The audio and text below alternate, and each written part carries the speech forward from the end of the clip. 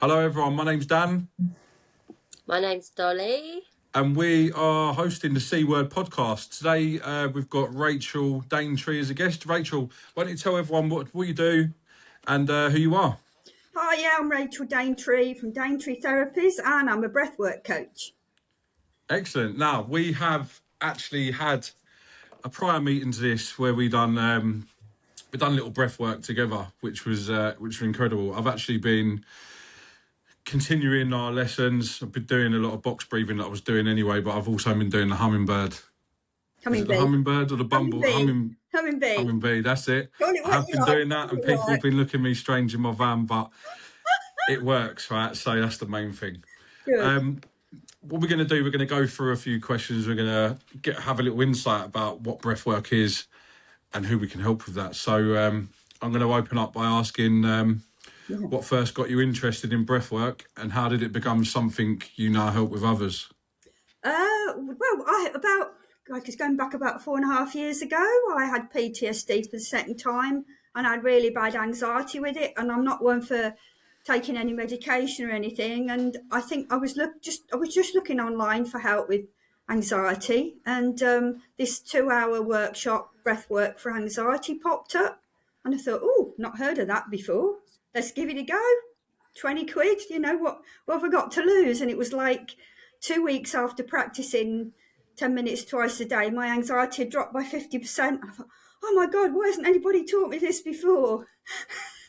That is brilliant. Yeah. That is absolutely brilliant. Now, obviously, a lot of people that we're going to be speaking to suffer with anxiety and paranoia and things like that. So when we actually met each other in person, I thought, what a prime example of something that can help someone. Should we get into? Okay, let's keep moving forward. For someone who has never heard of breathwork before, how would you explain what it actually is, Rachel? Basically, it's just teaching people to breathe in a different way that they're breathing, just to help calm their nervous system. Because the nervous system's the only part of the automated body system that we've got any control of. You don't say to your stomach, right, I'm going to eat now, digest. It just does it. And you don't say to your heart, I'm going to run now. Can you speed up? But you can control your breath because you can speed it up, slow it down. You can breathe into different parts of your body. And your breathing affects all the other systems in the body.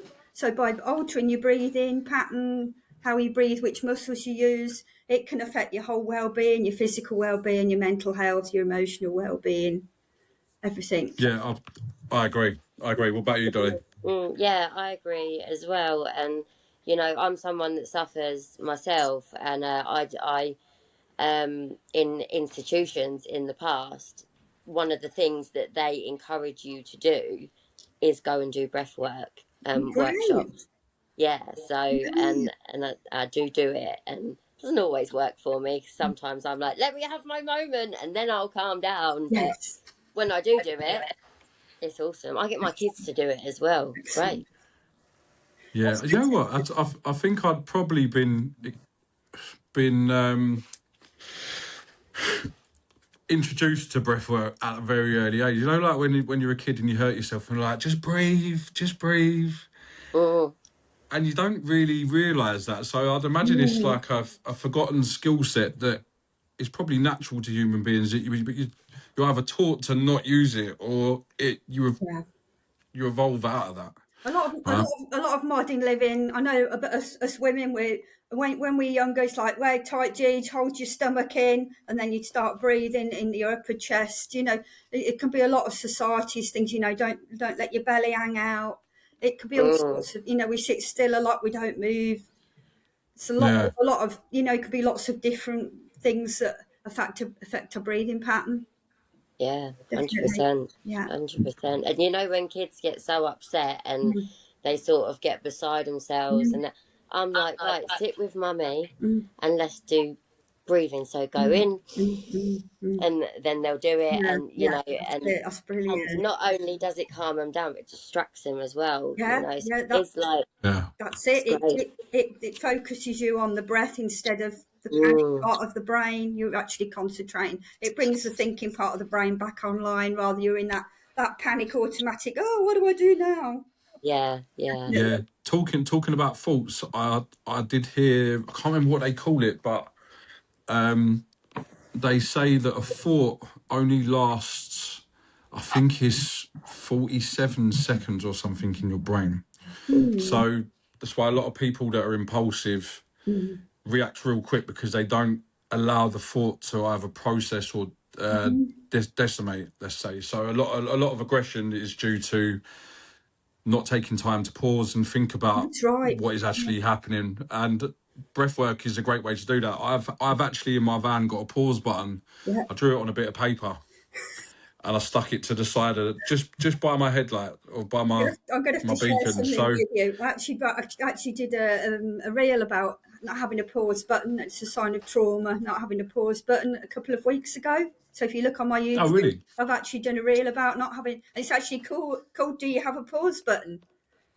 Ah, wicked. Yeah. But there we go. What we'll do is we'll pop a link. I'll do an overlay on top of the video. We'll put your YouTube channel up so that people can catch what you're doing. Now, should we get into understanding breathwork? Yeah, sure. So we know that breathing, number one, is a very important thing for human beings to survive. But not everyone knows how to breathe properly, right? Yeah. Not everyone understands the purpose of simulated breathing and breathing patterns. Why does something as simple as breathing have such a powerful effect on anxiety and stress? There's lots of reasons. When we get really anxious, we can get into upper chest breathing patterns. And our natural breathing pattern is to breathe into our diaphragm. I don't know whether anybody's got cats or dogs, but when they're asleep and you watch them breathe, their whole hips move in and out. Well, that actually sends messages to the brain through the vagus nerve that we're safe and calm and relaxed. But if we're breathing through the upper chest, that's sending messages to the brain that we're anxious, we need to run away. I mean, if you see something running at you like a tiger, the first thing you do is go, I'm breathing to the top of the chest, ready to run away. Yeah. You get into this continuous loop that your body thinks you're in stress. It's sending messages to your brain to produce more adrenaline, so you're getting more anxious. So simply by changing back to a more natural breathing pattern in the diaphragm, you're telling the brain it's going to be more relaxed and calm. That's one of the simplest. Would this be kind of like a reason why hyperventilating is like the extreme of upper chest breathing? Yeah. A lot. Yeah. So when you go into ultimate panic and you're Yeah, that's it. You've got it. Yeah. And you're breathing too much oxygen, breathing out too much carbon dioxide, which is all bad for the system. And there's also another thing. I don't know whether you've heard of 7-11 breathing. I've heard of it. Yeah. And I think when we spoke last time, I said this was one that I was trying to do. I haven't heard of it. But I couldn't breathe in and then breathe out more. Yeah. So you breathe in for 7 and you breathe out for 11. Is that right? That's a standard one, but you can do it. You can breathe in for 2 and breathe out for 4. 7-11 is just a standard number. The important thing is, like when we're breathing in, remember we're chasing that tiger and we go, we take that in breath, that stimulates the fight and flight part of the nervous system. Yeah. And if we're breathing out, that stimulates the rest and digest, which is the parasympathetic. So the longer we breathe out, as well as breathing into the tongue, we're telling the brain that we're calm and relaxed and we're safe. So any breath where you're breathing out more than you're breathing in, it's as simple as that. You're spending more time in the calm, and you're physically telling the body that it's calm. You know, you're in a safe place. You're okay. You're not in a scary place. The chemicals are physically telling the brain to slow down. You're okay. You're fine. I have, but like I said, with doing the breathing that you taught me as well, I've been in a lot more calmer situations than I have frustrated, let's say. So yeah, I actually feel and understand what you mean by that as well. Yeah. Well, the humming bee that you were saying about earlier, that is one that helps you extend the out breath, because when you hum, you're actually breathing. It's making your out breath longer. And on top of that, with the humming bee, you're giving yourself a natural sound bath. The vibrations help your cells all work on a different level and help your cells all work more efficiently. I'm gonna pop up a little clip. So here's a little clip of our last meeting. Now, unfortunately, there isn't no sound.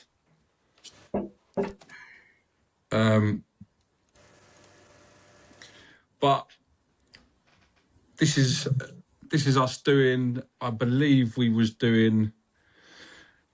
I can't remember what breath work section we was doing here, and it nearly put me into a hypnotheric state. You know, I've never really done breath work myself. I've done basic box breathing. I had it up on an app, and I was trying to use a lot of breath work to stop me from overreacting and resorting back to addictive mentality. But I really enjoyed our session. And I know that there's many people out there that can benefit from what you do. 100%, 100%. How do I go back in there? The thing is with breathwork, it's accumulative. You don't just get the benefit like when you're actually doing it, but the longer you do it, I know when I suffer with anxiety, your baseline is up here, where your baseline should be down here. And the more you do it, as well as making you calm in the moment, you're gradually bringing your baseline back to where a normal person should be. I mean, a lot of people that suffer with anxiety, it's not, I mean, a lot of psychiatrists will say you've got an anxiety disorder. You haven't. It's your body's natural protection against something that happened to you in the past. You were on alert because you needed to be. You might have been in a difficult childhood, an abusive relationship. You needed to be on alert at all times to protect yourself. The body's wired up primarily to keep you alive. So if you're in an unsafe situation, you're going to be more sensitive to what's going on, and you're going to be more anxious. But when you come out of that situation, the body doesn't know. This is the only way you can tell the body that you're back in a safe place again, because you're physically telling that you're safe and you're calm and relaxed. So you're bringing that level back down, that overall base level back down to where you should be. Yeah. That's awesome. I agree. That is awesome. Because my shoulders go up as well. Sorry? My shoulders go up as well. And you get all tense and your body goes into fight and flight, right? Yeah. Yeah, I mean, I've had instances of people come in with I've got migraines, or I've got neck problems, or the doctor keeps giving me stronger and stronger painkiller, and you watch them breathe, and they're using all their shoulders and muscle, and these muscles are only designed to be secondary breathing muscles, so they're using these muscles all the time, and once they learn to breathe properly, it's gone. Within 2 or 3 weeks, the migraines have gone, the neck pain's gone. That's incredible, isn't it? So we've talked about 7-11 breathing, and I know that we went through a lot of different breathing patterns when we had our little one-to-one session. What other types of breath work is available for people with anxiety, and do they have different purposes? I think I've got probably 5 or 6 different ones that I teach people specifically for anxiety, and they usually involve breathing into the belly and slowing down the out breath. There's what we call straw breathing, where you breathe in through the nose and breathe out as you're breathing through a straw, or blowing out a candle. They're all designed to, slow the out breath down so that you're in that lovely parasympathetic rest and digest. So they usually involve slowing the out breath and breathing into the belly. But I do also teach somatic techniques as well, and grounding, things like sitting on the chair, putting your feet in the floor. Imagine you've got roots growing into the floor, or sitting on the floor with a blanket so you feel contained. There's lots of physical things you can do to tell your body you're in a safe space. Grounding was very, very helpful for me as well, Rachel. Honestly, it was. So I'd never really had. So with me, time is my problem, right? Yeah. There's not enough time in the day, and there's not enough time in an hour for me to. So this is what I'm trying to work out. I'm trying to bring my time down. What were you saying about not having a pause button earlier? Oh yeah, not having a pause button. Yes, so the pause button's a massive thing for me, especially when I'm at work, because I've quite a reactive role with what I do. It's not a set job. I could be in one town in Frapston, and then I could be in Brentwood, and then I could be in Romford, and then I could be in Clacton, right? So I'm spending a lot of time on the go, Yeah. full of energy. Now, when we done sorry, carry on, Dolly. Like a toddler, you are.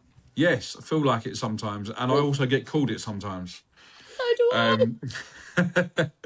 But the grounding technique I found very helpful. So it actually, I'll spend 5 minutes with my feet on the ground with the vehicle in park with my eyes shut.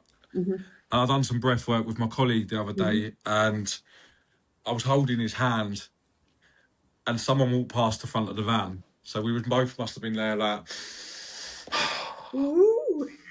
As I said, open your eyes, and as we opened our eyes, the geezer's standing there in front of the van like. Having a little romantic moment. Yeah, that's Yes. right. Yeah. Oh, lovely. Yeah, but I am constantly trying to pass on whatever knowledge I learn. That's great. Absolutely. So yeah, so we spoke about 7-Eleven, we spoke about your breath work and containment and grounding. Is there any other breathing techniques that specifically help with anxiety? Well, indirectly, yes. There's things like, I love the superhero breath because it's confidence building, and part of being anxious is you're not comfortable with yourself and you're not confident. So although it's not directly a breath for anxiety, I love it if you're going into a presentation or something where you're feeling really nervous. You imagine your own superhero and you do this particular breathing techniques and you fire off your superpowers into the ether. So it's a sort of it releases testosterone and makes you feel more confident, self-assured. So indirectly, that can really help with anxiety too. Should we do a quick Superman breath work? I can show you how to do it if you like. Come, let's do one. Let's do one. So let's show the people watching. Contraindications a little for this technique. one. You've got no eye problems like detached retina or glaucoma. You haven't got medicated heart conditions. And you're not pregnant? No. Okay, no. That's fine. I'm definitely not. Yeah, I'm definitely not. Don't you these days? Right, so hopefully you'll be able to see me okay. Oh, this is great. If you can stand up, then it's better standing up, this one. Oh, stand up. Okay, when you can see, I'll try and stand back, but we're going to start off doing a power stance. Now this is a good one for releasing testosterone. It expands the sides of the body. Just put your hands sort of on your hips and your feet about just a bit further than shoulder width apart, so you're nice and grounded again. You can see what I'm doing, yeah? Okay. Okay, and then you're going to imagine that you're your favourite superhero. If you can't think of one, then make one up. What superpower would you like to have? What's your superhero, Dolly? You don't have to tell anybody if you don't want to. It's up to you. I'm going to say myself, you know. Yeah, what superpower are you going to give yourself then? I want to be immortal. Okay, then we can try that one. But what you're going to do, you're going to think of what superpower you've got, and you're going to put your arms out in front. Can you see me? Yeah. And then you're going to pull your superpower in, and you're going to pull it back as you breathe in. And as you breathe out, you're going to go whoosh and fire it off in different directions, like whoosh. Whoosh. And then pull it back in again. Breathe in and whoosh. Whoosh. Whoosh. Fire off those superpowers. Right, and breathe in again. Whoosh. Whoosh. You only need to do it 3 or 4 times, this one. It's a short one. I'm immortal now. Pardon? You're immortal now? Well, if it works, let me know, won't you? I will. I'll probably really regret it. Thank you for that. No, that's all right. That's great. I've just recorded that one to go on YouTube, so that one will be on YouTube in the next video. So if people want to see it again and practice with me, then they can watch. Well, like I said, we're gonna put your link forward through the podcast so people can see your content and they can contact you if they want some personal work done as well. I think it's very important that any kind of assistance is available for people to use. Well, I work from my home. I've got a little therapy room at home, but I also work online. As you know, we did a Zoom session, didn't we? So I can work anywhere in the world. Anybody that speaks English, then doesn't matter where you are. That's great. I've just got a question quickly. Yeah, of course, darling. Yeah, sure. With, you know, like people finding you and finding your work and stuff like that, obviously, like I don't just want to like blast your name everywhere and your number and and stuff like that. So Oh, please do.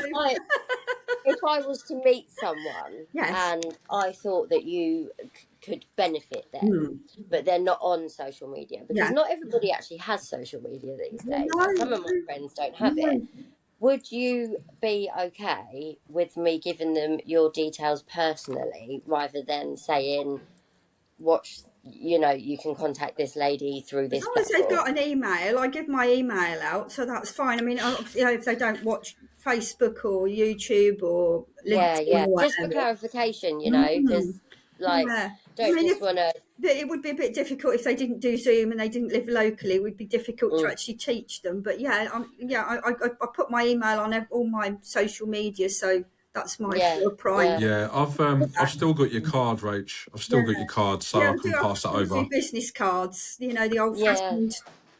Yeah, Yeah. cool. Yeah, I just think my because I phone know. number's on there even, isn't it? I've still put my phone number on my business card. I don't put it on. Yeah, I don't put it on general social media because you get pervy stuff. yeah. Yeah. But I just like, there are Yeah. quite a few people, Yeah. for their own peace of mind, that don't have social media platforms like TikTok, Yeah. Facebook, But you can do Instagram. Zoom. I can send them a Zoom link. And Zoom's easy. Yeah. Like, not things like that. But yeah, the no, actual, you just email's fine, and say if you want to give my cards out, then my phone number's on there too. Awesome, lovely. Thank you. And thank you for clarifying that as well. No, that's fine. Brilliant, perfect. Okay, so let's step into the realms of practical advice for listeners. Right, okay. Because I feel like we've done a little example of the superhero breathwork, and I think that was incredible. Yeah, cool. I love that word. I use that. I'm going to be using it. I'm going to use. So I do. Here's a little secret for you. I do stand in front of the mirror in the mornings, and I'll have a look at myself, and I'll breathe out, and I'll say, "You can do this." Yeah. I'm pretty sure a lot of people do that. Yeah, but I'm going to throw in the superhero breath. I'm going to do 3 or 4 breaths every morning. Yeah. Am I allowed to swear? Am I allowed to swear on air? You can swear if you like. I was hiking the South Downs way a few weeks ago, and I'd done this walk, and I was just coming off the top, and I shouted at the top of my voice, "I'm fucking awesome!" I love that. I just wanted to do it because I thought that's amazing. How many years I've put myself down, I got to the point now where I think I'm amazing, and it was like, I want to tell the world. Did it come back to you? Did the echo come back? But I shouted it out. That was the main thing. Yeah. Someone definitely heard that, and I agree with you. I think you're amazing. Yeah, defo. Okay, so if someone's listening right now and feels anxious, what's a simple breathing exercise they could try immediately? I would do just the extended exhale. See if you can count out longer than you can count in to start with. That's, just start with breathing in for 2 or 3 and then breathing out, even if it's just 1 count longer. And as you do it and calm down, I know you found it because you kept saying to me, God, I'm doing it longer each time. As you calm down, you can, and the more you do it, the more I can breathe out for like almost a minute now. I've been doing it for 4 years. It's just the cumulative effects are absolutely fantastic. I went and had a health check yesterday. My blood pressure was the lowest it's ever been. My cholesterol was the lowest it's ever been. I'm 60, It was like, really? Wow. You don't look older than 21, girl. Oh, he's a flatterer, isn't he? Come again. So how long does it normally take for someone to notice benefits from breathwork? I know it's not an instantaneous thing. I know you feel an impact straight away, but to notice, I've been doing breathwork now for about 2, maybe 3 weeks. That's what I said to you, give it 2 weeks. And I feel a lot more comfortable, a lot more patient, a lot more thoughtful. Thinking more about myself and others, whereas before I was thinking all about myself and not about no one else. That was because you were in survival mode and you were in protection. Exactly. You didn't have the headspace to stop and pause and think what was going on. You was like, I'm frightened. How do I get out of this situation? Exactly. It was more so the issue that I had was I was trying to escape reality, maybe, or the reality or the construct of reality that I'd built around myself. Yeah, exactly. Yeah. And ultimately, the only way that I did that was to accept responsibility for what was going on, stop blaming other people, and do something about it. You Do got you to know put what I called it? I called it the hell that I created myself. Yes.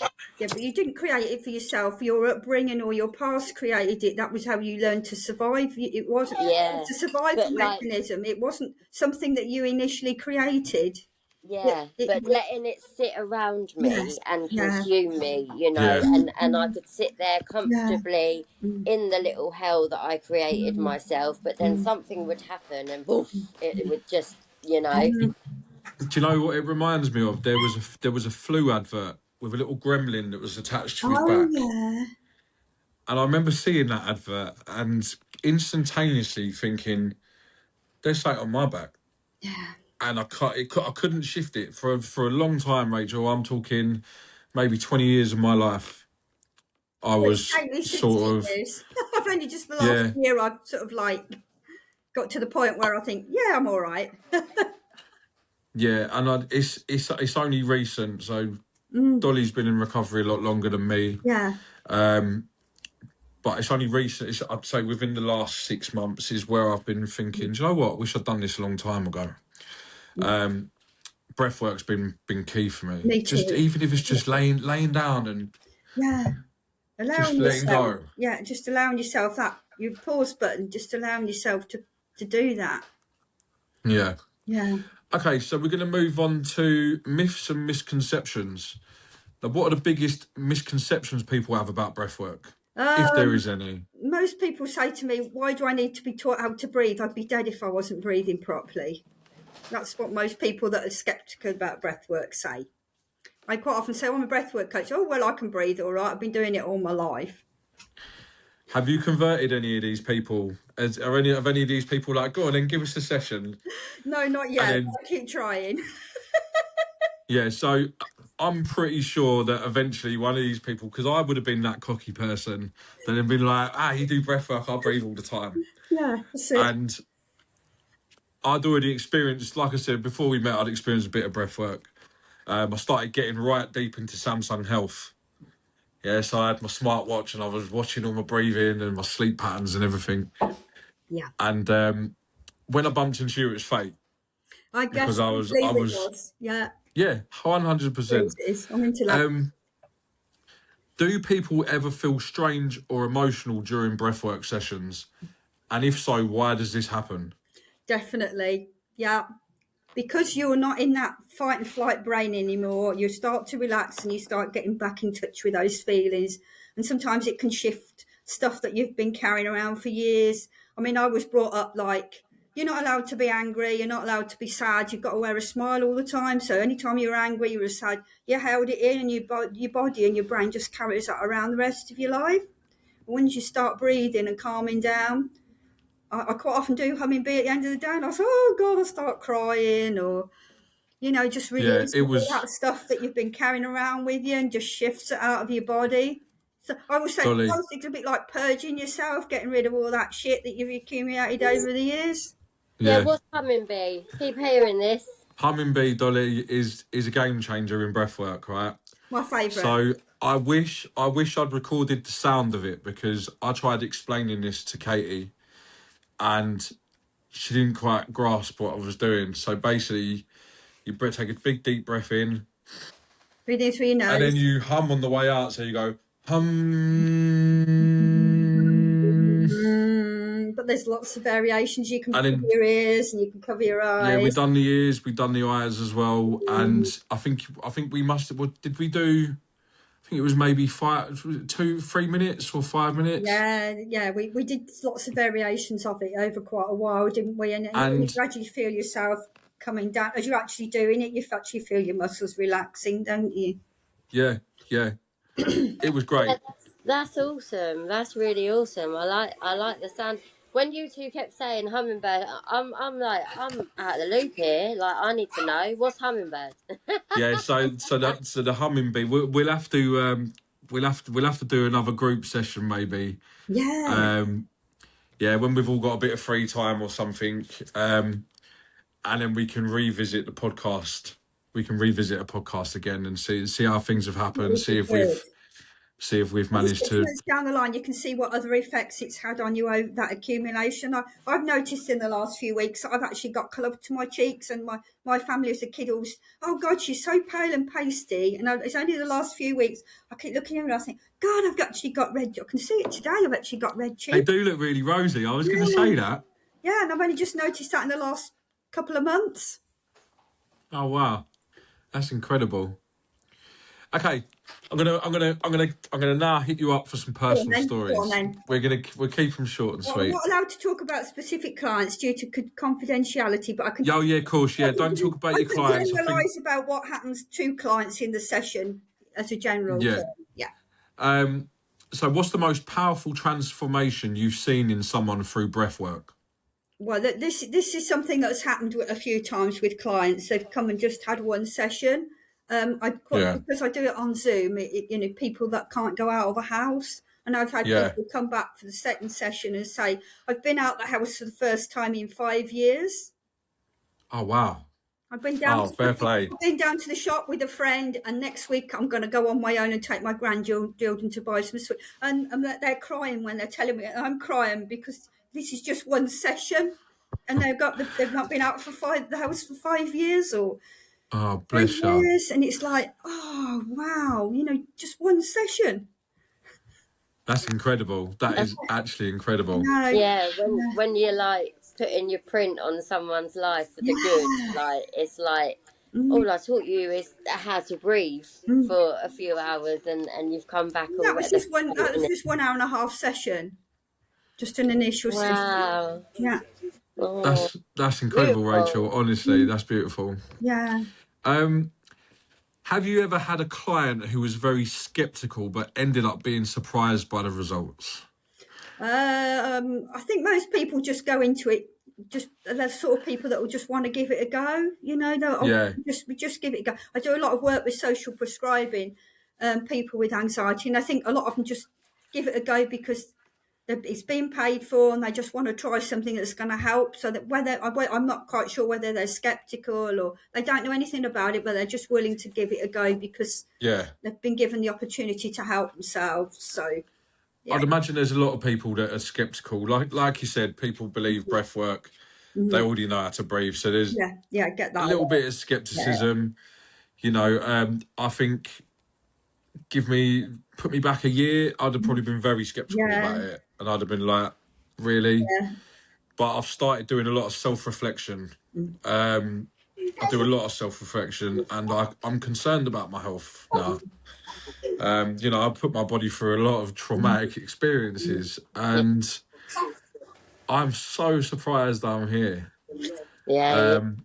So the way you smile when you say it, it's like, well, I'm happy. I got to this I'm happy point. that I'm where I am. Yeah. Do you know what? Do you know how lovely it is to see him like that? We've known each other for like what we say about like 20 years. Yeah, that's great. And we've gone through dark times together, and like now we're both in doing better in life, and we sit here with a smile. It's nice, isn't it? Yeah, it is. It is really nice. With what you were just saying with people, when I was saying about when I've been in an institution and stuff like that, and it's like breath work, so many people are like, what's the point? What's the point in me just negative. And then they see people coming back and saying, oh, that was wicked. And then those people are like, why? What did you do? And then they're in there the next week, because they see the benefits on the ward. So, I get that. It's great you actually went to somewhere where they were so forward that they actually taught you stuff like that. They call it mindfulness. Oh, it's part of mindfulness exercises. Yeah, it's great. Yeah, as a part of So they're all part of the same, helping us to get calm and relaxed. When we're calm and relaxed, both sides of the brain talk to one another. But when we're in a panic, our brain is in that survival mechanism, and the thinking brain just switches off. So we're in that. I've got to survive. I've got to escape. I've got to fight. But when we're calm, we can think things through. We can pause. We can rationalise, we can decide what we want to do. We're not just thinking, I've got to get out of this.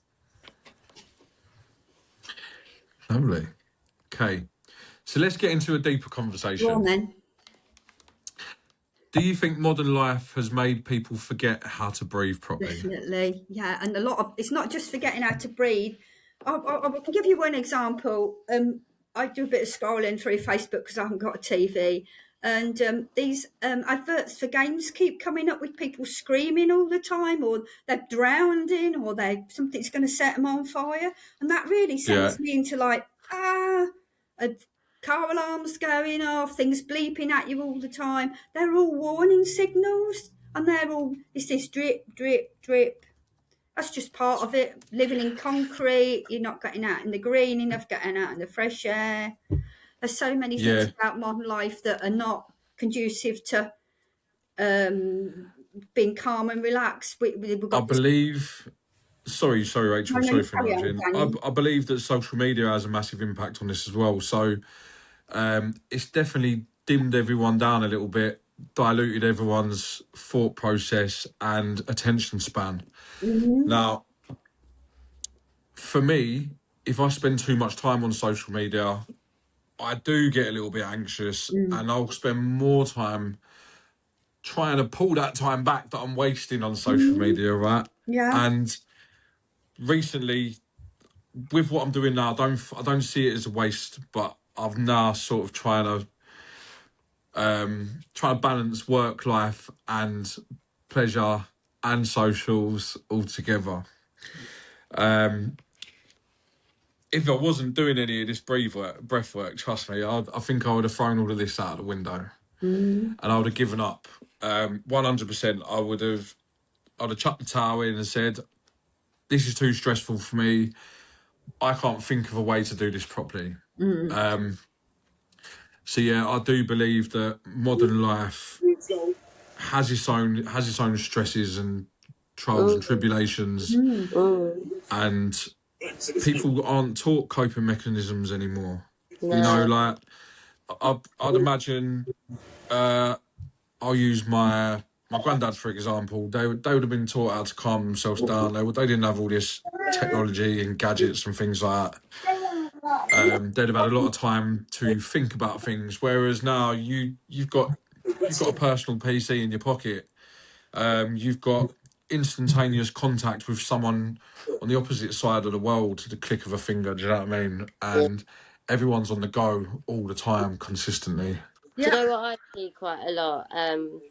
Like little memes or whatever, like or little videos of like, you know, being raised in the whatever time you were raised in compared to being raised now. You know, like we was all out in Mother Nature, breathing, bike riding, and climbing trees, and and like doing mad things, not having a phone, having to go and like knock on someone's door, or waiting until your home phone had them 3 hours at a certain time. Do you remember that? Peak, And you know, like playing Kirby and all of that. But kids these days, I'm like, are you gonna go out? Like, what do you want to do? Like with my kids, you know, I'm very much about getting them out, and because cabin fever then brings on the bad behaviour as well. Do you know what I mean? Yeah, I agree. For me it does as well, even as an adult. Like I'm still a toddler in myself. And it amazes me. I mean, I'm at the age when people say to me, "You didn't read your message." I said, "Yeah, I left my phone at home." What? You went out without a phone? It's not strapped to me backside, you know? It's not part of me. I can switch it off. I switch it off. Oh, I couldn't contact you. Yeah, I went and did a nap. I switched my phone off. You know? Yeah, I'm going to throw my hand up and say I'm a little bit guilty for that. My phone seems to be attached to me at the moment. Well, I'm a bit older than you, Daniel. Yeah, I do get accused of it being a third limb. But I'm actually doing what I'm doing now to try and help people. So and there's also this physical thing of focusing and looking at things all the time. Remember me telling you about the tiger chasing you and you put the breath in? Well, if you sense danger, your pupils contract and you focus on the danger coming after you. So if you spend all day looking at a computer or a laptop, you're spending all day focusing, and that's telling your brain that you're in danger too. If you never sort of like shut your eyes or rest or let your vision go sort of fuzzy, then you're always like focusing on stuff all the time. It's That's just interesting. focusing. I never There's thought of so it that many way. things in modern life that are like when you're driving, you're focusing. There's so much stuff that's putting us in this drip, drip, drip stuff. It's like a constant stimulation all It's the just time, isn't that it? as Now, well, the stimulation, the noises, the lights, the sounds. yeah, Yep, yeah. yep. But let's lighten it up, shall we? Yeah, which If one do you go then? here's a fun one. Go on then. If everyone in the world practiced breath work for 10 minutes a day, what do you think would change? Oh gosh, everything. I think we'd appreciate people more in conversations, and everybody's mental and physical health would improve. Digestion, because if you're in that fight and flight, like digestion switches off. How many people have got IBS? Your neck, Yeah, what we were saying before, neck pain, migraines. Yeah, it would be. I agree. Yeah. We probably wouldn't have all these wars that are going on. Let's put it straight. If everyone was relaxed and chilled, Yeah, it'd be it's almost like utopia, such a isn't it? good place. It Yeah, is insane. yeah. What's the strangest reaction someone has had during a breathwork session? Oh, this is me, and I've done a reel on it. I did a reel a couple of weeks ago about humming bee making you fart. I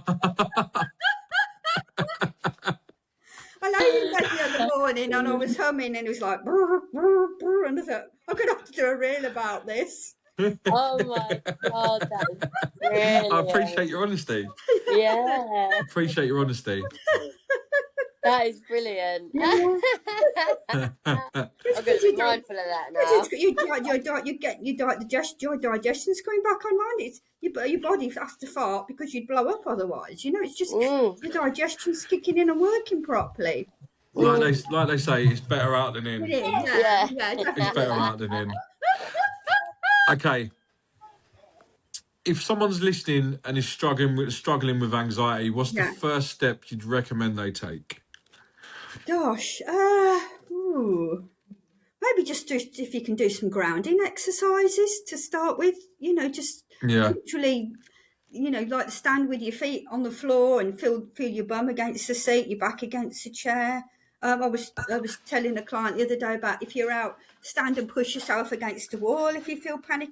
Anything that brings you back into a physical sensation, because if you're using your five senses, but it's bringing you back into the here and now, and it's telling your body that you're safe. So nice smells, nice food, things to drink, listening to sounds, looking around the room, naming 4 blue objects, anything that brings you back into the present. Because if you're in the past and the future, you're worrying about stuff and you're not in the present. If you're in the present, you're telling your body you're in a normal room, you're somewhere safe, you're not back in your childhood, you're not in that relationship anymore. You're in your own house, you're in your bedroom, you're out in the park walking the dog. Yeah, so I've heard that anxiety is it's a sensation of worrying about the future and worrying about the future and worrying about the past. Yeah, or getting flashbacks from the past, anxiety, intrusive thoughts, could be anything. But use the five senses. That's one of the really good. Get a blanket and wrap around you really tight, or squeeze your arms, rub your legs, and anything. What about a nice hug from your partners? Oh yeah, that's great if you've got one. I'm open to offers. My partner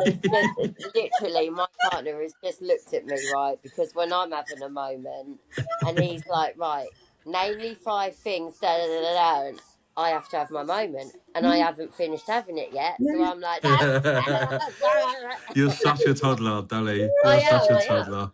I still You've got to need be my able to moment. express yourself first, haven't you? You've got to get it.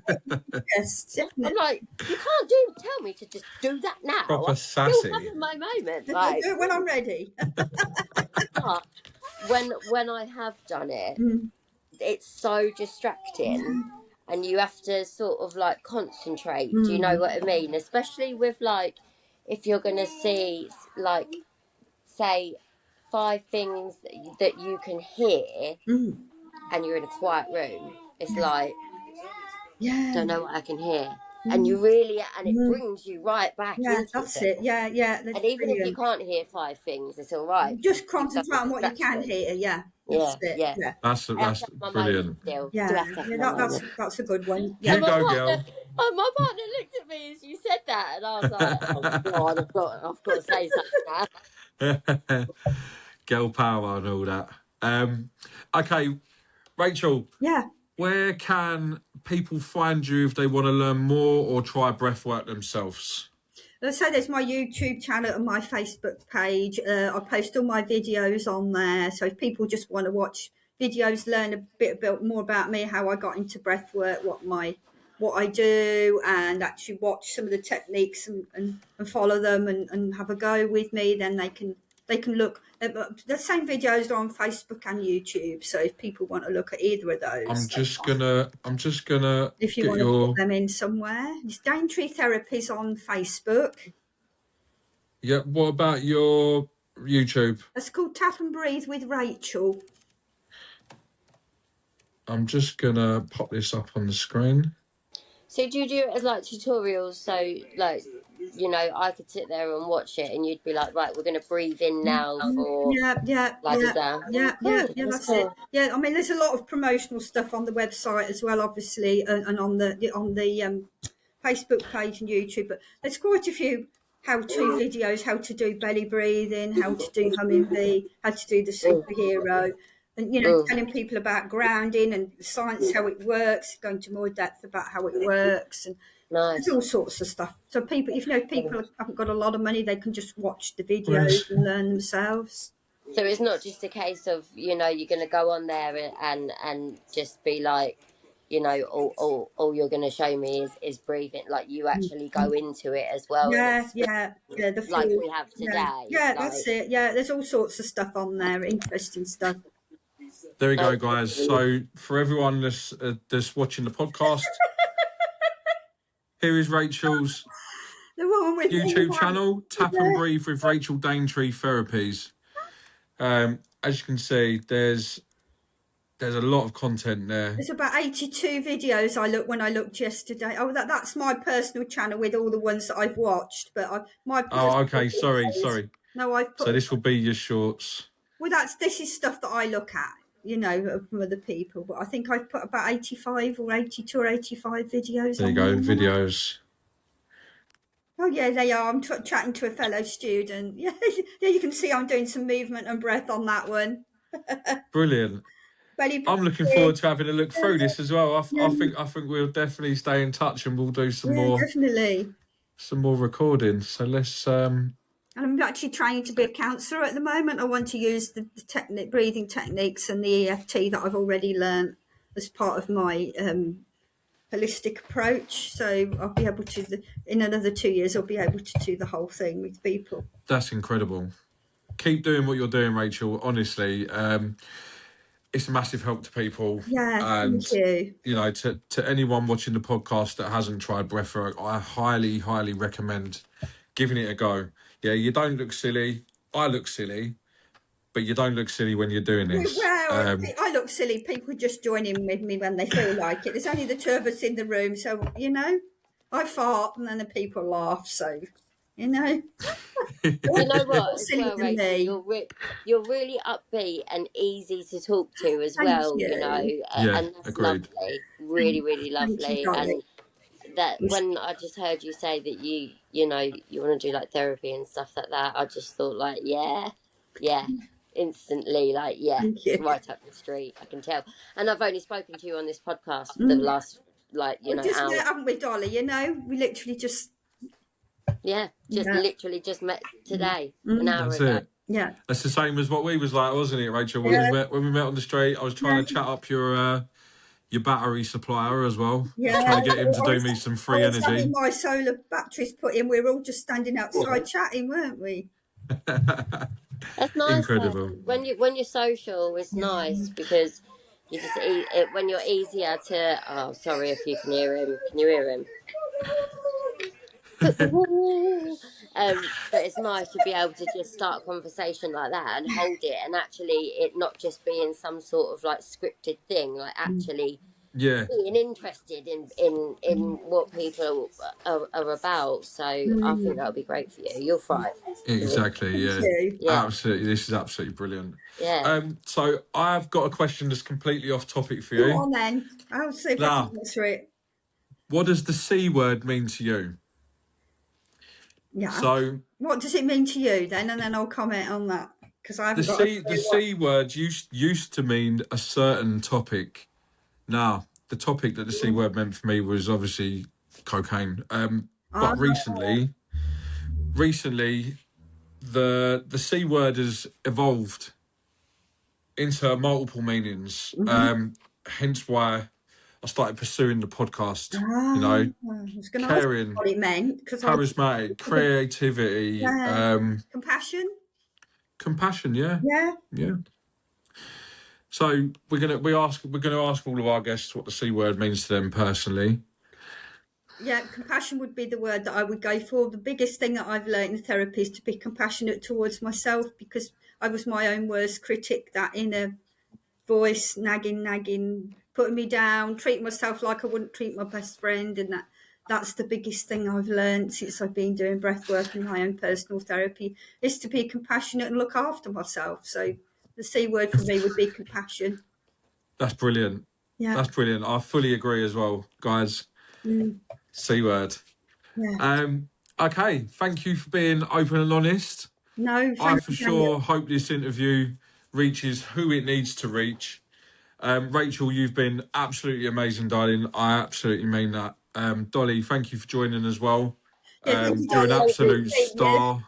Thank you for having Let's me. all keep in Joining. touch. That'll be Yeah, great. Yeah. yeah, yeah. 100%. I'd love to do some more breath work with you, and I'm sure Dolly would, Mm. and I'm sure we'll have an impact, and we'll be able to do some more episodes as well. Yeah, yeah. Cheers. So I think I'm going to sign out. So, Yeah. Rachel, it's been absolutely lovely having you on the podcast. My You're pleasure. our first guest, you're our first episode, and it's been absolutely Excellent. incredible. Oh, Virgin Yeah. podcaster. Ta-da. That's Hey. it. So, Thanks, Rachel. You're welcome. thank you very much. We really appreciate your time. Yeah. Out to all the audience and everyone that does watch this podcast, catch Rachel on her YouTube channel, which again is Tap and Breathe with Rachel Danetree Therapies. I'll post a link to her to her Facebook, and guys, And ladies. keep it, ladies and gentlemen. Thank you for watching the C Word podcast. C word, we love you. Real.